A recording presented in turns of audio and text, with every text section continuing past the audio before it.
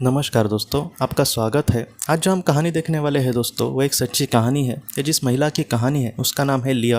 वो हमसे ये कहती है कि 2015 में उसकी जो तबीयत थी वो अचानक बिगड़ गई। वो ये कहती है कि घर पे मैं कुछ काम कर रही थी और अचानक मेरे छाती में दर्द हो गया और उसके बाद बहुत ही ज़्यादा वो दर्द बढ़ गया। और वो ये कहती है कि किसी तरीके से मुझे बेड तक पहुँचने के बाद मुझे लेटना था और किसी तरीके से वो बेड पर पहुँच गई। और उसके बाद अचानक उसको क्या हुआ, वो कहती है कि मेरे आंखों के सामने पूरी तरीके से अंधेरा छा गया। और दोस्तों वो ये कहते हैं कि कुछ वक्त गया होगा और जब उसको चेतना आई, जब उसको होश आया, तब वो ये कहती है कि मैं एक अलग ही दुनिया में थी। उसने एक बहुत बड़े सुरंग को देखा और वो ये कह रही है कि मैं उस सुरंग के अंदर ही अंदर जा रही हूँ। उस वक्त मुझे बहुत ही अच्छा लग रहा था। वहाँ पर ना ज़्यादा गर्मी थी ना ज़्यादा ठंड थी। वहाँ पर मुझे ज़रा भी डर नहीं लग रहा था। मैं आराम से सुरंग के अंदर ही अंदर जा रही हूँ। और वो ये कहती है कि एक पल पर वो सुरंग ख़त्म हो गई और उसके सामने बहुत सारी आत्माओं को उसने देखा। वो ये कहती है कि मैं उनको डायरेक्टली समझ नहीं पा रही थी या फिर उनको पहचान नहीं पा रही थी, लेकिन उन आत्माओं को मेरे बारे में सारी जानकारी थी। और उसके बाद वो हमसे ये कहती है कि उनके चेहरे पर, उनके दिल में मेरे लिए कितनी फ़िक्र है। वो जो सारी बातें हैं मुझे समझ आ रही थी। कहीं ना कहीं वो मुझे समझाने की कोशिश कर रहे थे कि कुछ पल ऐसा चलेगा, तुम्हें डरने की ज़रूरत नहीं है, आगे सब कुछ ठीक होगा। इसी तरीके से उनकी नज़रें मुझे कह रही थी। मेरे मन में बार बार वही विचार आ रहे थे कि तुम्हें डरने की ज़रूरत नहीं है। बाद में वो हमसे ये कहती है कि कुछ पल ऐसी चीज़ें हुई और फिर से उसके आंखों के सामने अंधेरा छा गया।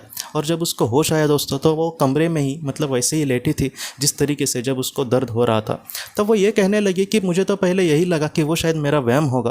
बाद में वो डॉक्टर के पास चली गई। तब डॉक्टर ने उसको चेक भी किया और उसको अस्पताल में ही रहने के लिए कहा और कहा कि तुम्हें माइल्ड अटैक आया। बाद में उसके परिवार को भी बुलाया गया।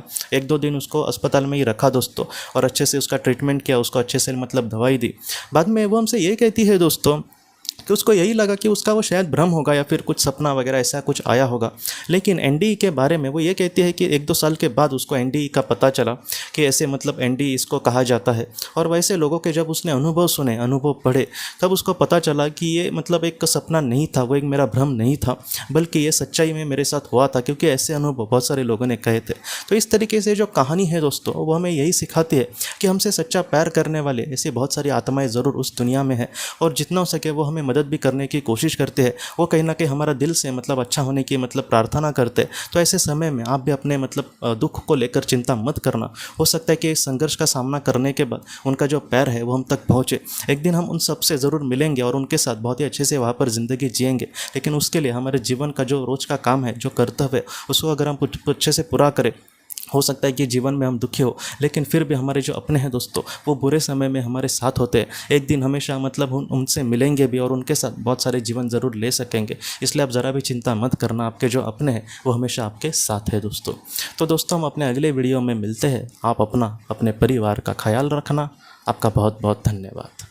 ज़िंदगी की रोशनी ये एक कंसल्टेंसी है जो ऐसे लोगों को मदद करने की कोशिश करती है जिन्होंने किसी अपने को खोया है या फिर जो लोग अपने जीवन में बहुत ही ज़्यादा दुखी है। जो लोग इस संस्था के साथ जुड़ते हैं उन्हें पास्ट लाइफ रिग्रेशन की ऑडियोज़ भेजी जाएगी, जिससे घर बैठे वह पास्ट लाइफ रिग्रेशन का अभ्यास कर सकते हैं। और उन्हें 5 मेडिटेशन ध्यान की भी ऑडियोज़ भेजी जाएगी और इसके साथ साथ उन्हें PDF किताबें भेजी जाएंगी जो हिंदी और अंग्रेज़ी में है, जो मोबाइल पर या फिर लैपटॉप पर आप उसे पढ़ सकते हैं।